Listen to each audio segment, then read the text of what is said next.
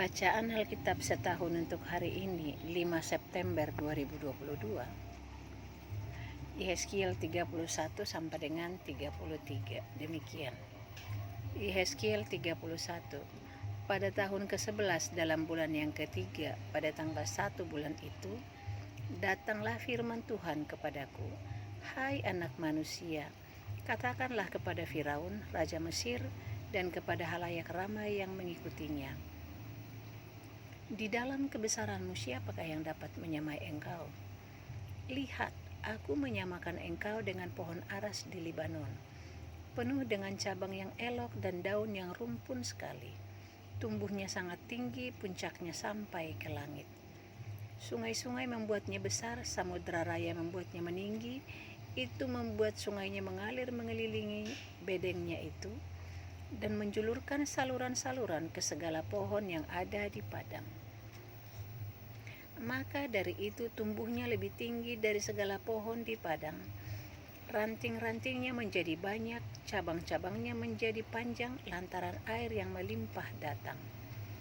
Pada rantingnya diam bersarang segala burung yang di udara. Di bawah cabangnya segala binatang di hutan melahirkan anaknya, dan semuanya bangsa besar duduk bernaung di bawahnya.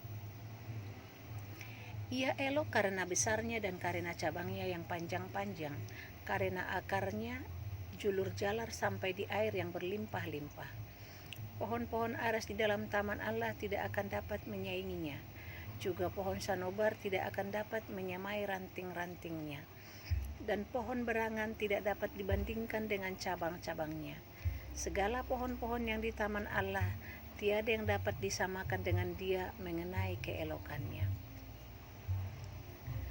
Aku membuat dia sungguh-sungguh elok dengan cabang-cabangnya yang sangat rapat. Di taman Eden, di taman Allah, segala pohon cemburu padanya. Oleh sebab itu beginilah firman Tuhan Allah. Oleh karena ia tumbuh tinggi dan puncaknya menjulang sampai ke langit, dan ia menjadi sombong karena ketinggiannya, maka aku telah menyerahkan dia ke dalam tangan seorang berkuasa di antara bangsa-bangsa, supaya ia memperlakukannya selaras dengan kejahatannya. Aku menghalau dia. Orang-orang asing, yaitu yang paling ganas di antara bangsa-bangsa, akan menebang dia dan membiarkannya. Di atas gunung-gunung dan di semua lembah cabang-cabangnya berjatuhan, dan di semua alur sungai negeri itu ranting-rantingnya berpatahan, dan semua bangsa di bumi pergi lari dari naungannya dan membiarkan dia.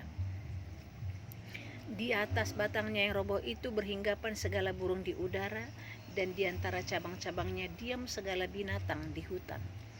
Semuanya ini terjadi supaya segala pohon yang di tepi air jangan meninggikan dirinya, dan puncaknya jangan dijulurkan sampai ke langit, dan supaya pohon-pohon besar, yaitu semua yang menghisap banyak air, jangan tetap berdiri di dalam kecongkakannya.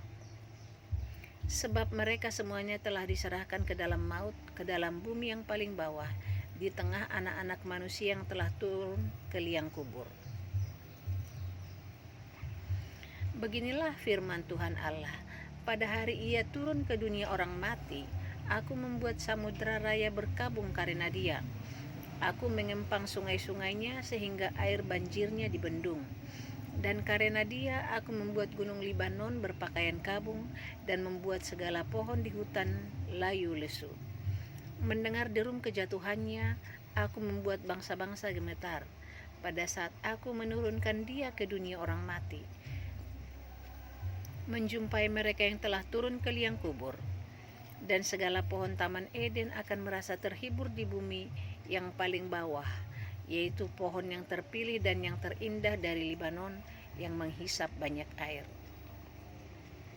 Mereka juga turun bersama dia ke dunia orang mati, yaitu ke orang-orang yang mati terbunuh oleh pedang, dan mereka yang bernaung di bawahnya di tengah bangsa-bangsa mati juga.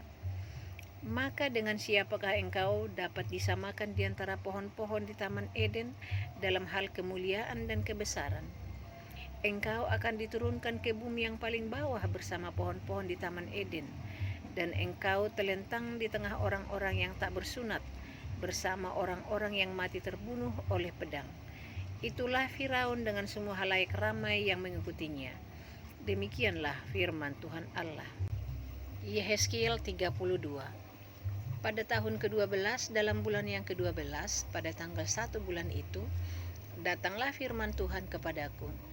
Hai anak manusia, ucapkanlah suatu ratapan mengenai Firaun Raja Mesir, dan katakanlah kepadanya, engkau menyamakan dirimu dengan singa muda di antara bangsa-bangsa, tetapi engkau seperti buaya di laut. Sungai-sungaimu kau buat berbuih, engkau mengeruhkan airnya dengan kaki dan menggelompar dalam lumpur sungainya. Beginilah firman Tuhan Allah. Aku memasang jaringku menangkap engkau dengan sekumpulan bangsa-bangsa yang banyak, dan mengangkat engkau di dalam pukatku. Kuhempaskan engkau ke tanah, kulemparkan engkau ke padang, dan ke atasmu kusuruh hinggap segala burung di udara. Dengan dagingmu kukenyangkan binatang-binatang seluruh bumi. Dagingmu kubiarkan berhamburan di atas pegunungan, lembah-lembah aku penuhi dengan bangkai-bangkaimu. Bumi kuberi minum darahmu yang mengalir, ya juga gunung-gunung, dan alur-alur sungai akan penuh dengannya. Waktu aku membinasakan engkau, langit akan kututup dan bintangnya kubuat berkabut. Matahari kututup dengan awan dan bulan, cahayanya tak disinarkan. Semua yang bersinar di langit akan kugelapkan demi engkau. Kegelapan kudatangkan atas tanahmu, demikianlah firman Tuhan Allah. Aku menggelisahkan hati banyak bangsa, kalau aku membawa kamu sebagai tawanan di tengah bangsa-bangsa, ke negeri-negeri yang belum kamu kenal. Aku akan membuat banyak bangsa kaget melihat engkau, dan raja-rajanya akan menggigil melihatmu. Kalau aku menetak-netakkan pedangku di hadapan mereka, mereka akan gentar terus-menerus, masing-masing demi hidupnya pada hari kesudahanmu. Sebab beginilah firman Tuhan Allah, pedang Raja Babel akan datang atasmu. Aku akan membuat halayak pengikutmu berebahan oleh pedang para pahlawan, semuanya yang terganas di antara bangsa-bangsa. Kecongkakan Mesir akan dipatahkan dan halayak pengikutnya semua dipunahkan. Semua binatangnya akan kubinasakan dari tepi sungai-sungai besar. Kaki manusia tidak lagi mengeruhkannya, dan di dalamnya tiada hewan menggelompar. Maka airnya akan kujernihkan, sungai-sungainya akan kubuat mengalir seperti minyak. Demikianlah firman Tuhan Allah. Pada saat Mesir kujadikan sunyi sepi, juga habis dilenyapkan segala isi negeri, dan semua penduduknya habis kumusnahkan. Mereka akan tahu bahwa akulah Tuhan.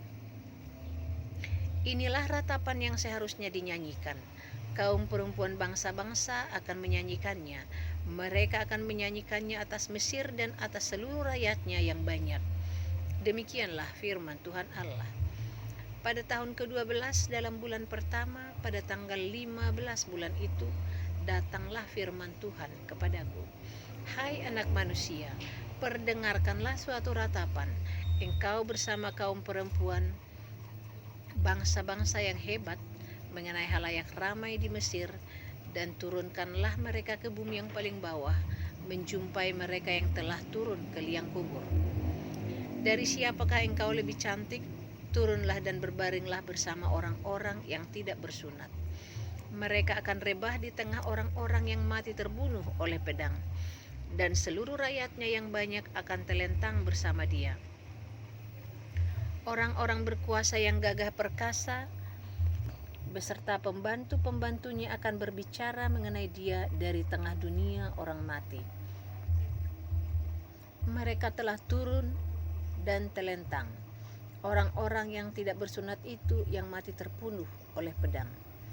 Di situ Asyur dengan semua sekutunya, sekelilingnya terdapat kuburnya. Mereka semuanya mati terbunuh, rebah oleh pedang.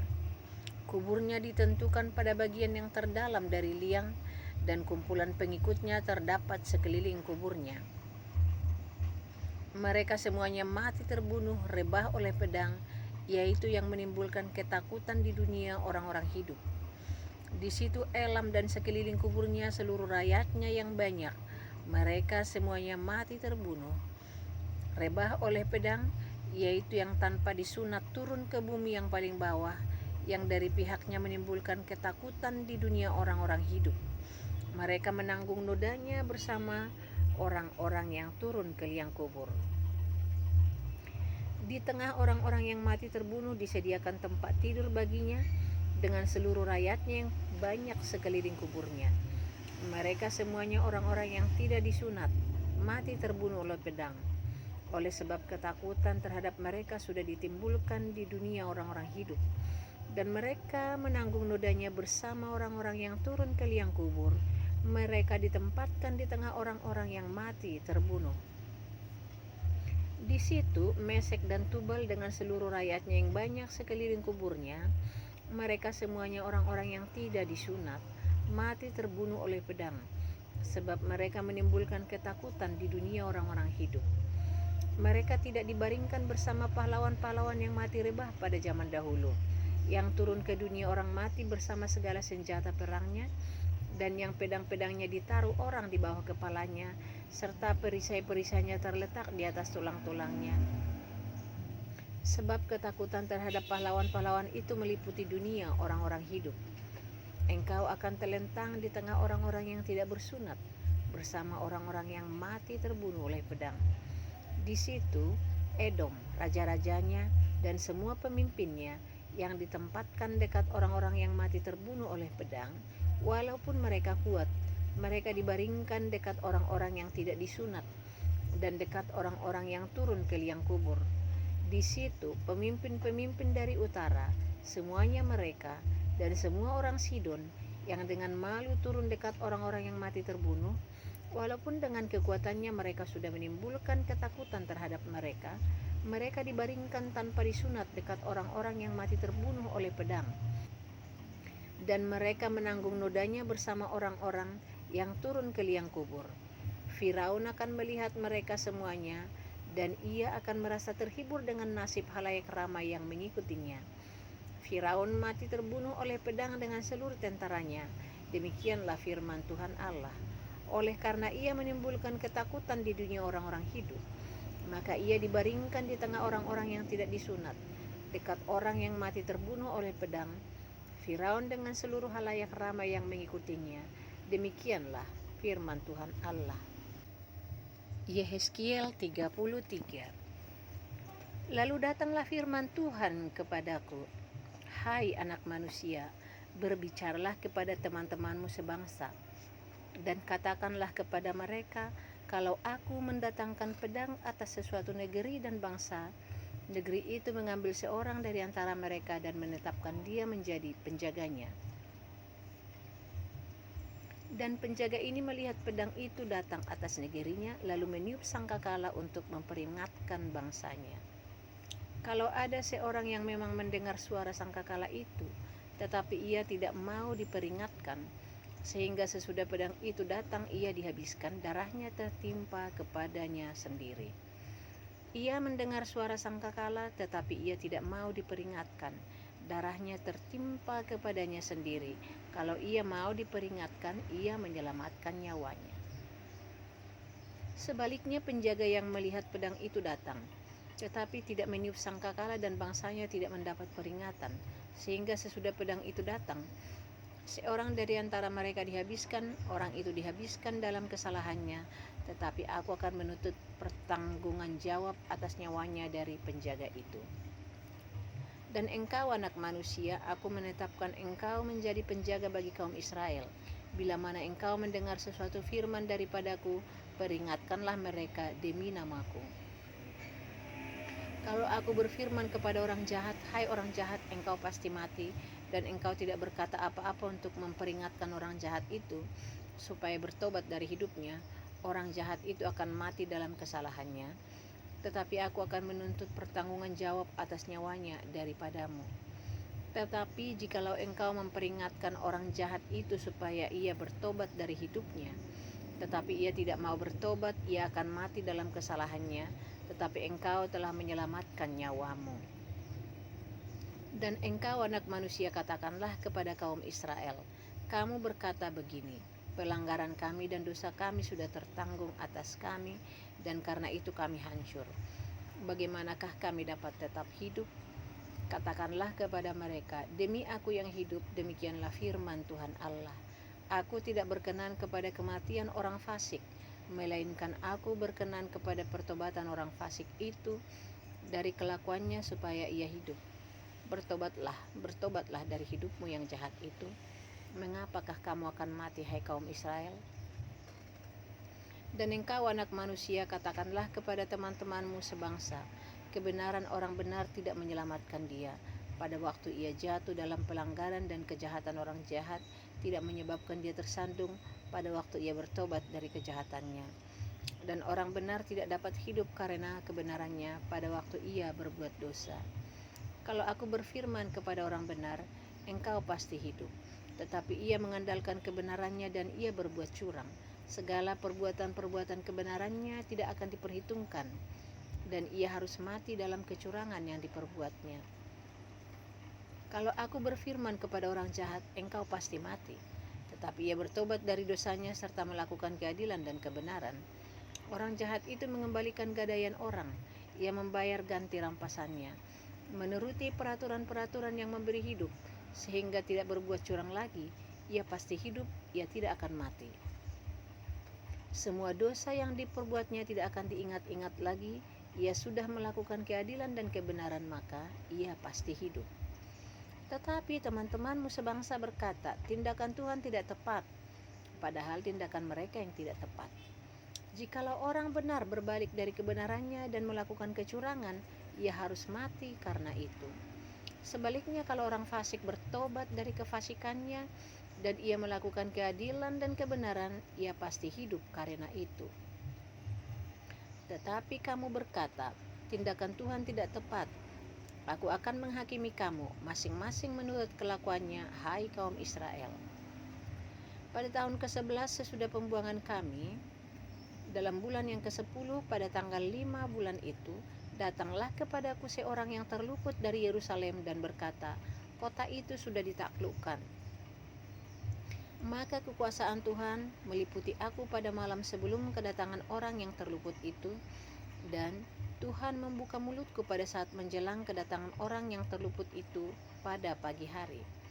Mulutku sudah terbuka dan aku tidak bisu lagi. Lalu datanglah firman Tuhan kepadaku, hai anak manusia, orang-orang yang tinggal pada reruntuhan-reruntuhan ini, yaitu yang di tanah Israel, berkata begini, Abraham adalah seorang diri, tatkala ia mendapat tanah ini menjadi miliknya. Tetapi kita banyak, tentu tanah ini diberikan kepada kita menjadi milik. Oleh karena itu katakanlah kepada mereka, beginilah firman Tuhan Allah, kamu makan daging dengan darahnya, kamu melihat juga kepada berhala-berhalamu, dan kamu menumpahkan darah, apakah kamu akan tetap memiliki tanah ini? Kamu bersandar pada pedangmu, kamu melakukan kekejian dan masing-masing mencemari istri sesamanya. Apakah kamu akan tetap memiliki tanah ini? Katakanlah begini kepada mereka, beginilah firman Tuhan Allah, demi aku yang hidup, orang-orang yang tinggal pada reruntuhan-reruntuhan akan mati rebah oleh pedang, dan orang-orang yang di padang akan kuberikan kepada binatang liar menjadi makanannya, dan orang-orang yang di dalam kubu dan gua akan mati karena sampar. Tanah ini akan kubuat musnah dan sunyi sepi, dan kecokangannya yang ditimbulkan kekuatannya akan berakhir. Gunung-gunung Israel akan menjadi sunyi sepi, sehingga tidak seorang pun berani melintasinya. Dan mereka akan mengetahui bahwa akulah Tuhan pada saat aku membuat tanah ini musnah dan sunyi sepi, oleh karena semua perbuatan-perbuatan mereka yang keji yang mereka lakukan. Dan engkau anak manusia, teman-temanmu sebangsa bercakap-cakap mengenai engkau dekat tembok-tembok dan di pintu rumah-rumah, dan berkata satu sama lain, masing-masing kepada temannya, silakan datang dan dengar apa yang difirmankan oleh Tuhan. Dan mereka datang kepadamu seperti rakyat berkerumun, dan duduk di hadapanmu sebagai umatku. Mereka mendengar apa yang kau ucapkan, tetapi mereka tidak melakukannya. Mulutnya penuh dengan kata-kata cinta kasih, tetapi hati mereka mengejar keuntungan yang haram. Sungguh, engkau bagi mereka seperti seorang yang melakukan syair cinta kasih dengan suara yang merdu dan yang pandai main kecapi. Mereka mendengar apa yang kau ucapkan, tetapi mereka sama sekali tidak melakukannya. Kalau hal itu datang, dan sungguh akan datang, mereka akan mengetahui bahwa seorang nabi ada di tengah-tengah mereka. Demikian bacaan Alkitab setahun untuk hari ini. Terima kasih.